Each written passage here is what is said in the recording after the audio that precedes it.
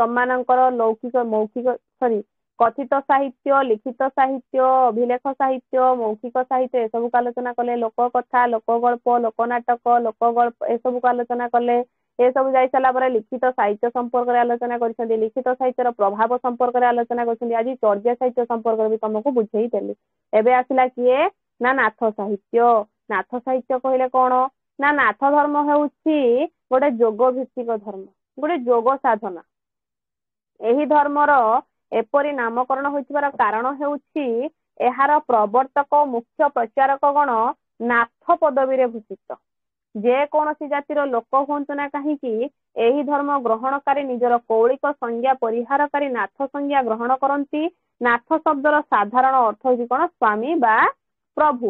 ତମେ ଯାହାକୁ ଭଗବାନ ବୋଲି ମାନୁଛ ତାକୁ ତମେ ସ୍ୱାମୀ ବୋଲି ନାଥ ବୋଲି କହୁଛ। ହେ ମୋର ନାଥ, ମୋର ପତିଦେବକୁ ବି ନାଥ ବୋଲି କହୁଛ, ତମ ସ୍ୱାମୀକୁ ନାଥ ବୋଲି ବି କହୁଛ।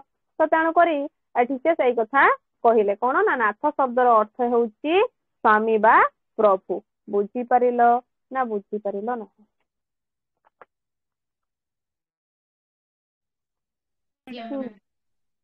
ବୁଝିହେଲା ନାଥ ଶବ୍ଦର ଅର୍ଥ କଣ?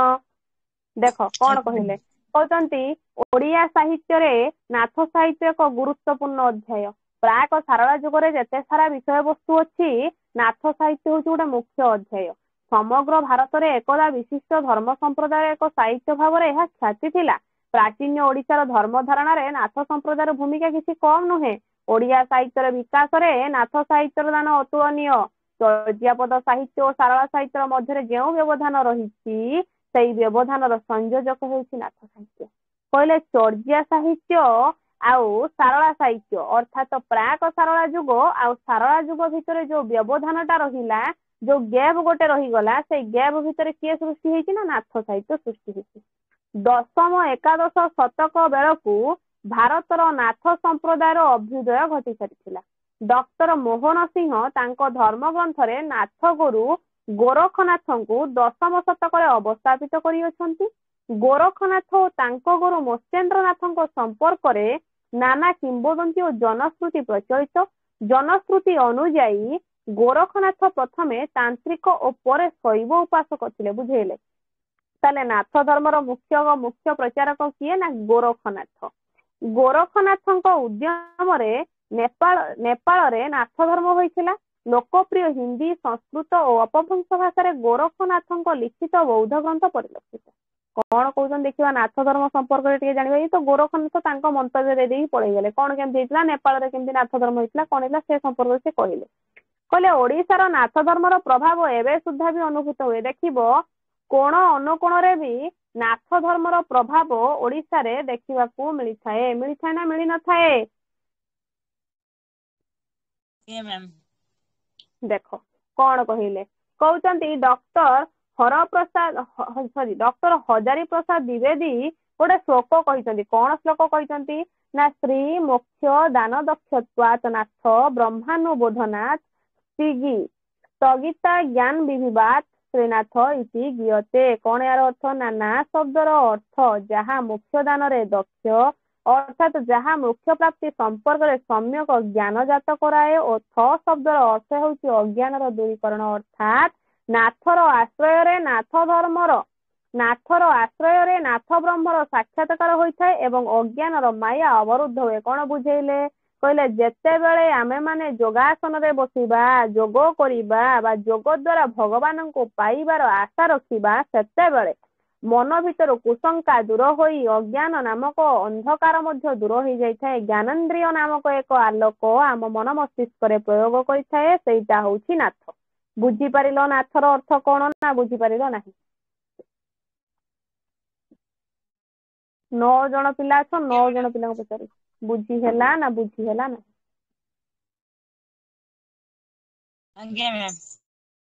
ତମେ ବସୁଛ କଣ? 9ଟା ଛୁଆ ଅଛ, 2ଟା 3ଟା ଛୁଆ ଉତ୍ତର ହଁ ଦବ କିଏ? ଶୋଇ ପଡୁଛି ବୁଝିପାରୁନି। 1200 ସୁଦ୍ଧା ନାଥ ଧର୍ମ ଓଡ଼ିଶା ତଥା ଭାରତର ଅନ୍ୟାନ୍ୟ ଅଞ୍ଚଳକୁ ପରିବ୍ୟାପ୍ତ ହୋଇଥିଲା। ଏହି ଧର୍ମର ଉତ୍ପତ୍ତି ସମ୍ପର୍କରେ ବହୁବିଧ ମତ ଦେଖାଯାଏ। ଏହାକୁ ବୌଦ୍ଧ ସହଜିଆ ସିଦ୍ଧ ସମ୍ପ୍ରଦାୟର ଏକ ବିକଶିତ ତଥା ଶକ୍ତିଶାଳୀ ରୂପ ଭାବରେ କେତେଜଣ ଗ୍ରହଣ କରନ୍ତି। ନାଥ ସାହିତ୍ୟ ଓ ନାଥ ଧର୍ମ ଦର୍ଶନର ପ୍ରସଙ୍ଗକ୍ରମେ କାହ୍ନୁପା, ଲୁହିପା, ତନ୍ତିପା ପ୍ରଭୃତି ଚର୍ଯ୍ୟାଗୀତି ରଚୟିତା ବୌଦ୍ଧ ସହଜିଆ ସିଦ୍ଧାଚାର୍ଯ୍ୟଙ୍କ ନାମ ଉଲ୍ଲେଖ କରି ସେମାନଙ୍କର ଏପରି ମତ ପୋଷଣ ହେତୁ ହେଇଛି। ଏକୁ ସବୁ ଛାଡ, ୟାର କିଛି ଆବଶ୍ୟକ ନାହିଁ। ମତେ ପ୍ରଥମେ କୁହ ନାଥ ଶବ୍ଦର ଅର୍ଥ ତମେ ବୁଝିପାରିଲ? ନାଥ ଧର୍ମର ବା ନାଥ ସାହିତ୍ୟରେ କିଏ ପ୍ରମୁଖ ମୁଖ୍ୟ ପ୍ରଚେଷ୍ଟା କିଏ ରହିଲେ? ଗୋରଖନାଥ ରହିଲେ। ତାକୁ ଜାଣିପାରିଲ। ସେ କଣ ଲେଖିଛନ୍ତି ନା ମତ୍ସ୍ୟେନ୍ଦ୍ର ଗୀତା ରଚନା କରିଛନ୍ତି। ତାକୁ ଜାଣିପାରିଲ? ହଁ ନା? ଗଲା। ଦେଖ ମତ୍ସ୍ୟେନ୍ଦ୍ର ନାଥଙ୍କ ସମ୍ପର୍କରେ ଟିକେ ଜାଣିବା। ସମଗ୍ର ଭାରତ ବର୍ଷର ଖ୍ରୀଷ୍ଟୀୟ 10ରୁ 1200 ଶତାବ୍ଦୀ ମଧ୍ୟରେ ନାଥ ଧର୍ମର ବ୍ୟାପକ ପ୍ରଚାର ହୋଇଥିଲା ସିଦ୍ଧଚାର୍ଯ୍ୟ ମତ୍ସ୍ୟେନ୍ଦ୍ରନାଥ ଗୋରଖନାଥଙ୍କ ଦ୍ୱାରା। ମତ୍ସ୍ୟେନ୍ଦ୍ରନାଥଙ୍କ ଅପର ନାମ ହେଉଛି ମଚ୍ଛନ୍ଦ୍ରନାଥ ବା ମୀନନାଥ। କିମ୍ବଦନ୍ତୀ ଓ ପୌରାଣିକ ବର୍ଣ୍ଣନାରେ ତାଙ୍କ ଜନ୍ମ ସହିତ କିମ୍ଭୂତ କିମ୍ବାକାର ବିବରଣୀମାନ ରହସ୍ୟ ବୁଝାଉଥିବା ସମୟରେ ପାର୍ବତୀ ବିବରଣୀମାନ ଗ୍ରଥିତ ହୋଇଛି। ଏକ କିମ୍ବଦନ୍ତୀ ଅନୁସାରେ ସାଗର ତଟଦେଶରେ, ଗପଟାକୁ ଶୁଣୁଥିବ, ସାଗର ତଟଦେଶରେ ପାର୍ବତୀଙ୍କୁ ଆଦିନାଥ ଶିବ ଯୋଗ ବିଦ୍ୟାର ରହସ୍ୟ ବୁଝାଉଥିବା ସମୟରେ ପାର୍ବତୀ ନିଦ୍ରାମଗ୍ନା ହେଲେ। ମାତ୍ର ମତ୍ସ୍ୟେନ୍ଦ୍ରନାଥ ମୀନ ରୂପରେ ଏହି ଯୋଗ ବିଦ୍ୟାର ରହସ୍ୟ ଶୁଣିଥିଲେ। ଏଣୁ ତାଙ୍କର ନାମ ମୀନନାଥ ହେଲା। ବୁଝିପାରିଲ ମୀନନାଥ କାହିଁକି ହେଲା? ନା ଯେତେବେଳେ ଶିବ ଯୋଗ ବିଦ୍ୟା ସମ୍ପର୍କରେ ପାର୍ବତୀକୁ ଶୁଣେଇଛନ୍ତି, ପାର୍ବତୀ ଘୁମେଇ ପଡିଛନ୍ତି।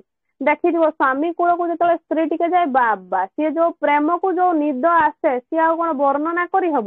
ପାର୍ବତୀଙ୍କୁ ନିଦ ଆସିଛି, ପାର୍ବତୀ ତାଙ୍କର ଶୋଇଗଲେ। ଶୁଣୁଛି କିଏ? ନା ମୀନନାଥ ଶୁଣୁଛନ୍ତି ତାଙ୍କର। ମତ୍ସ୍ୟେନ୍ଦ୍ରନାଥ ଶୁଣୁଛନ୍ତି, ଯୋଉଥିପାଇଁ ତାଙ୍କ ନାମ ହେଲା କଣ? ମୀନନାଥ ବୋଲି ହେଲା। ନେପାଳ ପରମ୍ପରାରେ ମତ୍ସ୍ୟେନ୍ଦ୍ରନାଥ ସ୍ୱୟଂ ଅବଲୋକିତେଶ୍ୱର। ନେପାଳର ଏକ କିମ୍ବଦନ୍ତୀ କହେ ଯେ ରାଜା ନଗେନ୍ଦ୍ର ଦେବଙ୍କ ସମୟରେ ଦେଶରେ ବର୍ଷା ନ ହେବାରୁ ଗୁରୁ ବୁଦ୍ଧଦତ୍ତଙ୍କ ନିର୍ଦ୍ଦେଶ କ୍ରମେ ରାଜା ଅବଲୋକିତେଶ୍ୱର ମନ୍ତ୍ର ଜପ କଲେ, ଫଳରେ ମୂଷଳ ଧାରାରେ ବର୍ଷା ହେଲା। ସେଇ ଦିନଠାରୁ ପ୍ରତିବର୍ଷ ନେପାଳରେ ମତ୍ସ୍ୟେନ୍ଦ୍ରନାଥଙ୍କର ରଥଯାତ୍ରା ଉତ୍ସବ ପାଳିତ ହୋଇ ଆସୁଛି। ତାରାନାଥଙ୍କ ବିବରଣୀ ଅନୁସାରେ ମୀନନାଥ ବା ମତ୍ସ୍ୟେନ୍ଦ୍ରନାଥ ମତ୍ସ୍ୟଜୀବୀ ବା କୈବର୍ତ୍ତ ଥିଲେ। ମତ୍ସ୍ୟେନ୍ଦ୍ରନାଥ ମାନେ ଚିନ୍ତା କର, ସେ ଜଣେ କୈବର୍ତ୍ତ ଥିବେ, ନିହାତି ଗୋଟେ କେଉଟ ଜଣେ ସିଏ ଥିଲେ। ତନ୍ତ୍ରାଲୋକ ଅନୁସାରେ ମତ୍ସ୍ୟେନ୍ଦ୍ରନାଥ ବଙ୍ଗଳାର ଚନ୍ଦ୍ରଦୀପ ବିନିଗତ ବୋଲି ଡକ୍ଟର ଚିନ୍ତାହରଣ ଚକ୍ରବର୍ତ୍ତୀ ପ୍ରକାଶ କରନ୍ତି। ମାତ୍ର ବିଭିନ୍ନ ଦୃଷ୍ଟିରୁ ବିଚାର କରି ଡକ୍ଟର ଦୋଳ ଗୋବିନ୍ଦ ଶାସ୍ତ୍ରୀ ପ୍ରମାଣ କରିଛନ୍ତି ଯେ ମତ୍ସ୍ୟେନ୍ଦ୍ରନାଥ ଓଡ଼ିଶାରେ ଜନ୍ମଗ୍ରହଣ କରିଥିଲେ। ବହୁତ କିମ୍ବଦନ୍ତୀ ଖୋଜା ଯାଇଛି, ବହୁତ ପ୍ରକାର ପ୍ରଚେଷ୍ଟା କରାଯାଇଛି, ଯୋଉଥିରୁ ମିଳିଛି କଣ? ନା ମତ୍ସ୍ୟେନ୍ଦ୍ରନାଥ ଓଡ଼ିଶାରେ ଜନ୍ମଗ୍ରହଣ କରିଥିଲେ। କିନ୍ତୁ ସେ ଥିଲେ କେଉଟ, କୈବର୍ତ୍ତ ଶ୍ରେଣୀର ଲୋକ ଥିଲେ। ସେ କେମିତି ମୀନନାଥ ଭାବରେ କେମିତି ବିଖ୍ୟାତ ହେଲେ? ନା ଯେତେବେଳେ ଶିବ ଯୋଗୀ ସମ୍ପର୍କରେ ପାର୍ବତୀଙ୍କୁ ଶୁଣଉଥିଲେ, ପ୍ରକୃତରେ ଯୋଗୀ ମାନେ କଣ ଯେତେବେଳେ ବୁଝଉଥିଲେ, ପାର୍ବତୀ ଶୋଇପଡିଛନ୍ତି। ମୀନନାଥ ସେ କଥାକୁ, ମତ୍ସ୍ୟେନ୍ଦ୍ରନାଥ ସେ କଥାକୁ ଶୁଣିଛନ୍ତି। ସେଇ ସମୟରେ ତାଙ୍କର ନାମକରଣ କଣ କରାଯାଇଛି? ମୀନନାଥ କରାଯାଇଛି। ଯୋଉଟା କି ନେପାଳରେ ଆଜି ପର୍ଯ୍ୟନ୍ତ ମଧ୍ୟ ତାଙ୍କ ନାମରେ ରଥଯାତ୍ରା କରାଯାଏ। କଣ ନା ମୀନନାଥ, ମତ୍ସ୍ୟେନ୍ଦ୍ରନାଥଙ୍କର ରଥଯାତ୍ରା ନାମରେ ନାମିତ। ବୁଝିହେଲା ନା? ବୁଝିହେଲା ନା? କୁହ।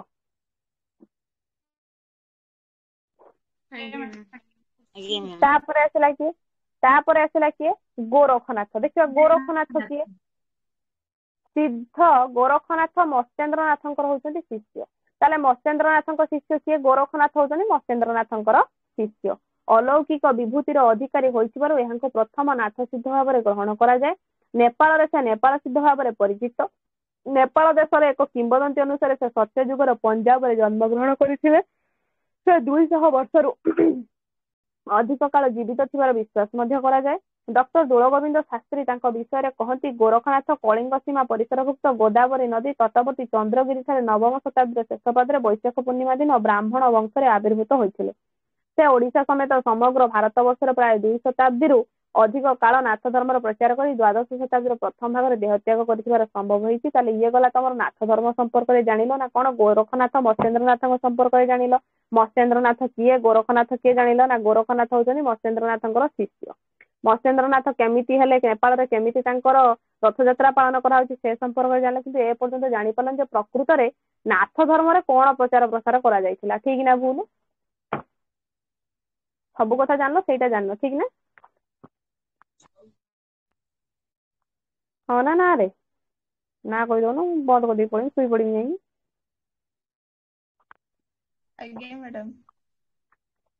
ଦେଖ କଣ କରାଯାଇଛି ନାଥ ସାହିତ୍ୟରେ ଦେଖିବା।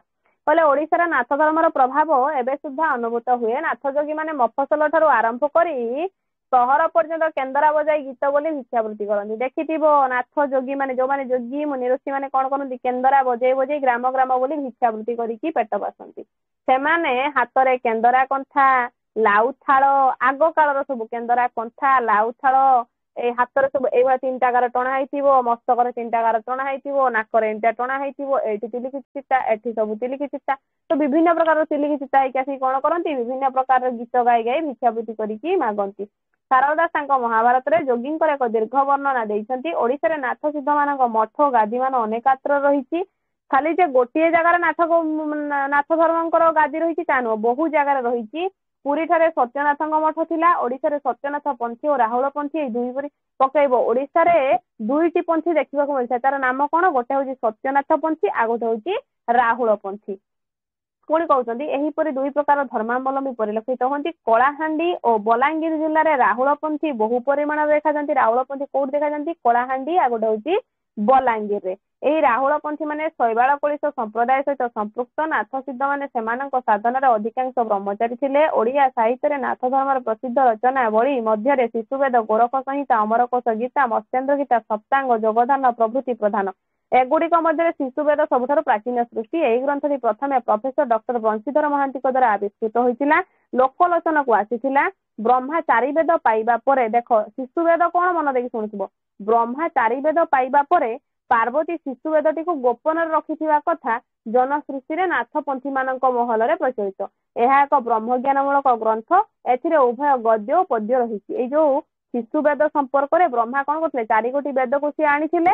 ସେ 4 ଗୋଟି ବେଦ ଭିତରେ ଗୋଟେ ଶିଶୁବେଦ ଥିଲା, ପାର୍ବତୀ ନେଇକି ତାକୁ ଲୁଚେଇକି ରଖିଦେଇଥିଲେ, ଯୋଉଟା କି ଏଇ ଯୋଉ ନାଥ ସାହିତ୍ୟରେ ସେ ସମ୍ପର୍କରେ ବର୍ଣ୍ଣନା କରାଯାଇଅଛି।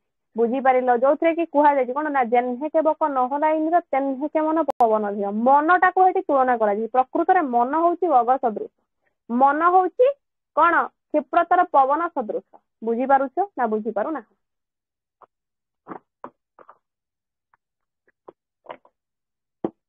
ଆଜ୍ଞା ମ୍ୟାଡାମ। ଶୋଇପଡିଲେ କି? ଶୋଇପଡ, ମୋର କିଛି ଅଛି, ମୁଁ ବନ୍ଦ କରିଦେବି ପଳେଇଯିବି, ମୋର କିଛି ନାହିଁ। ନାଇଁ ମ୍ୟାମ କହୁନାହାନ୍ତି। ଦେଖ କଣ କହିଲେ, ଯୋଗ ଭିତ୍ତିକ ନାଥ ଧର୍ମର ପ୍ରଥମ ଗ୍ରନ୍ଥ ଭାବରେ ଶିଶୁବେଦ ପରିଗଣିତ। ଗ୍ରନ୍ଥର ଶିଶୁବେଦ ନାମଟି ଯଥାର୍ଥ ନୁହେଁ ବୋଲି ଡକ୍ଟର ଦୋଳଗୋବିନ୍ଦ ଶାସ୍ତ୍ରୀ ମତ ପ୍ରଦାନ କରିଛନ୍ତି। ସୁଷୁମ୍ନା ନାଡିର ସହଯୋଗରେ ନାଥ ସିଦ୍ଧ ଯୋଗୀ ମାନେ ଯୋଗ ସାଧନ କରନ୍ତି। ଏହି ଯୋଗ ସାଧନ ତତ୍ତ୍ୱ ତଥା ପ୍ରଣାଳୀ ଯେଉଁ ଶାସ୍ତ୍ର ନିର୍ଦ୍ଦେଶ କରେ ତାହା ସୁଷୁମ୍ନା ବେଦ ବା ଶିଶୁବେଦ। ସୁଷୁମ୍ନା ନାଡିରୁ ଯୋଉମାନେ ନାଥ ଯୋଗୀ ମାନେ ରହିଲେ ଯୋଗ ସାଧନ। ଆଚ୍ଛା, ସୁଷୁମ୍ନା ନାଡି କୋଉଟା କହିଲ ତମ ମାନେ ଜାଣିଛ ନା? ସୁଷୁମ୍ନା ନାଡି ଗୋଟେ ଅଛି ତମ ମାନଙ୍କୁ, କୋଉଠି ଅଛି କଣ ସେଟା? ସୁଷୁମ୍ନା ନାଡି ଯାଇଛି, ସୁଷୁମ୍ନା ନାଡି ଗୋଟେ ଯାଇଛି ଏଇଠୁ ଏଇ ଯୋଉ ଜିନିଷ ସୁଷୁମ୍ନା ନାଡି ଗୁଡାକ ସବୁ ଯାଇଛି, ଶିର ଗୁଡାକ ଯାଇଛି। ସେଇ ଶିରେ ଶିରେ ଯୋଗୀ ମାନେ କଣ କରୁଛନ୍ତି, ଯୋଗ ସାଧନ କରୁଛନ୍ତି। ସେଇଥିପାଇଁ ତା ନାଁ ଦିଆଯାଇଛି ଶିଶୁ ବେଦ। ବୁଝିପାରିଲ? ସୁଷୁମ୍ନା ଶବ୍ଦଟି କାଳକ୍ରମେ ଲିପିକାରକଙ୍କ ଅସାବଧାନତା ବା ଅଜ୍ଞାତ ବଶତଃ ଶିଶୁରେ ପରିଣତ ହୋଇଛି। ଅତଏବ ଏହାର ପ୍ରକୃତ ବନାନ ଶିଶୁ ବେଦ ହେବା ଅଧିକ ଯୁକ୍ତିସିଦ୍ଧ ବା ବ୍ୟାକରଣ ସମ୍ମତ। ମାତ୍ର 25 ଗୋଟି ଶ୍ଲୋକର ସମାହାର ଗ୍ରନ୍ଥଟିର କଳେବର ପୃଷ୍ଠମାନ ରଖିଦିଅ। 25 ଗୋଟି କଣ କରାଯାଇଛି, ଏଇ ଯୋଉ ଗ୍ରନ୍ଥର ଶ୍ଲୋକ କେତୋଟି, 25 ଗୋଟି। ଶିଶୁ ବେଦର ଶ୍ଲୋକ ସଂଖ୍ୟା ହଉଛି 25। ପ୍ରଥମେ ଗୋଟିଏ ଶ୍ଲୋକ, ତାପରେ ଗଦ୍ୟ ରୂପ, ଏହି କ୍ରମରେ ଗ୍ରନ୍ଥଟି ସରିଛି। ପ୍ରଥମେ ଶ୍ଲୋକ ଆକାରରେ ଲେଖାଯିବ, ଯେମିତି ଗୀତା ରଚନା କରାଯାଇଛି। ପ୍ରଥମେ ଶ୍ଲୋକ ଲେଖାଯିବ, ତାପରେ ତାକୁ କଣ ହବ, ଗଦ୍ୟ ଆକାରରେ ବୁଝା ହବ। ସେଇଭଳିଆ ଶିଶୁବେଦ ବି ସେଇଭଳିଆ ହେଇଛି। ପ୍ରଥମେ କଣ କରାଯିବ, ଶ୍ଲୋକରେ ଲେଖାଯିବ, ତାପରେ ଗଦ୍ୟରେ ବୁଝାଯିବ। ସର୍ବ ଚଳଇ ନ ଚଳଇ ୟକେ ନ ପୋଷଇ ନ ପୁରଇ ନ ରହଇ ଶେଷେ ଅହନିଶି ବରସଇ ନ ଚିନ୍ତଇ ସେଜେ ଖଡରେ ହାଣିଲେ ନ ଛିଳଇ ସେଜେ। ଶବଦ ଗୁରୁଚରଣେ ପୁଛିଲେ ପାଇବା, ସେ ରୂପେ ବାହାର ଅଚଳ ଶୂନ୍ୟ ରହିଛି ମେରୁର ଭିତରେ। ସେଜେ ନିରଞ୍ଜନ ଅଖଣ୍ଡିତ ଶୂନ୍ୟଟି, ସେ ଦୁହିଁଙ୍କର ରୂପରେଖ ନାହିଁ ବାହାରେ ଚକ୍ଷୁ ଭିତରେ ନିରଞ୍ଜନ। ସୁନାପରା ଦେଖୁ ରହିଲେ ଏହାକୁ ନିଃସତ୍ତ୍ୱ ଯୋଗ କହି। ଅର୍ଥାତ୍ ମନ ହଉଛି ଭଗବାନ ସ୍ୱରୂପ। ମନକୁ କେହି ଦେଖି ପାରନ୍ତିନି କି ଧରି ପାରନ୍ତିନି, ତାକୁ ମାପିବା ବି କଷ୍ଟକର। ପୁଣି ବୁଝାଉଛନ୍ତି କଣ, ସେ ସବୁବେଳେ ଚଳଚଞ୍ଚଳ ଶୂନ୍ୟରେ ରୁହେ ସିଏ। ଆମେ ଜନ୍ମ ନେଇଛନ୍ତି କେମିତି, ଭଗବାନଙ୍କୁ ଆମେ କଣ ଦେଖିଛନ୍ତି, ସେ ଶୂନ୍ୟରେ ଅଛନ୍ତି, ଶୂନ୍ୟ ଦେହି ସିଏ। ବୁଝିହେଲା? ତ ମନ ଆଉ ଭଗବାନଙ୍କ ସମ୍ପର୍କରେ ଏଠି ସିଏ ବର୍ଣ୍ଣନା କରିଛନ୍ତି। ଏଇଟା ଗଲା ତମମାନଙ୍କର ଶିଶୁବେଦ। ବୁଝିପାରିଲ?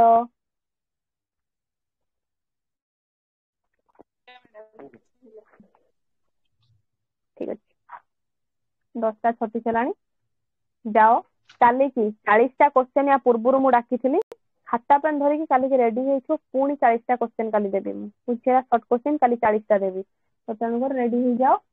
40ଟା क्वेश्चन ଯାଇଛି 100ଟା ନା 120ଟା क्वेश्चन ତିଆରି ହେଇଛି ବୁଝିହେଲା 40ଟା क्वेश्चन ଯାଇଛି କାଲିକି ନୂଆ 40ଟା क्वेश्चन ଦେବି ବୁଝିହେଲା ବୁଝିପାରିଲ ତମେ ରେଡି ଥିବ ହେଲା ଆଜି ରହୁଛି ବୁଝିହେଲା ମ୍ୟାମ୍ ଦିଟା ରେକର୍ଡିଂ ମୁଁ ଛାଡି ଦଉଛି ହଁ ଭାଗ୍ୟସ୍ମିତା ରେକର୍ଡିଂ